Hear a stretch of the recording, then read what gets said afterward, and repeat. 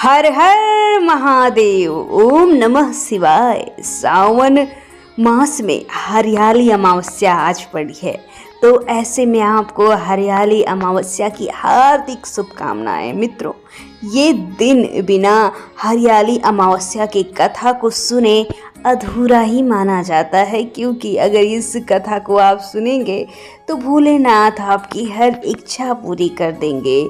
हरियाली अमावस्या की कथा के अनुसार कहा जाता है कि एक राजा की बहू ने एक दिन मिठाई चोरी से खा ली और नाम चूहे का ले दिया। ये बात जानकर चूहे को क्रोध आया और उसने तय किया कि एक दिन राजा के सामने इसकी सच्चाई अवश्य ही लाऊंगा। फिर एक दिन राजा के यहाँ अतिथि पधारे और राजा के ही अतिथि कक्ष में सोए। चूहे ने रानी के वस्त्र ले जाकर अतिथि के पास रख दिए।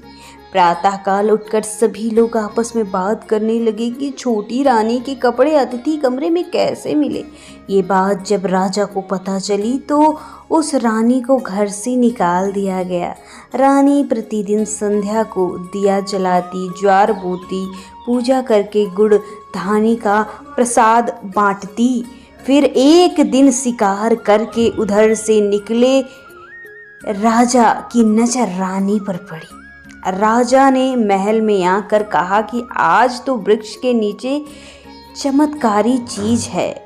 अपने झाड़ के ऊपर जाकर देखा तो दिए आपस में बात कर रहे थे। आज किसने क्या खाया और क्या है? उसमें से एक दिया बोला, आपके मेरे जान पहचान के अलावा कोई नहीं है। आप तो मेरी पूजा भी नहीं करते और भोग भी नहीं लगाते। बाकी सब दिए बोले, ऐसी क्या बात हुई? जब दिया बोला, मैं राजा के घर का हूँ।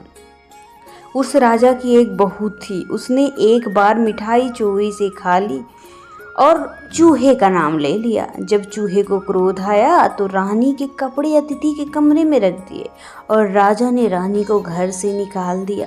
वो रोज मेरी पूजा करती थी, भोग लगाती थी। उसने रानी को आशीर्वाद दिया था और कहा था कि तुम सुखी रहो। उसने आगे बताया कि रानी मिठाई चोरी की वजह से चूहे ने रानी की साड़ी अतिथि कमरे में रख दी। वो बेकसूर रानी सजा भोग रही है। फिर सब लोग पेड़ से उतरकर घर आए और कहा कि रानी का कोई दोष नहीं है। ये सुनकर राजा ने रानी को घर बुलाया और सुखपूर्वक रहने लगे।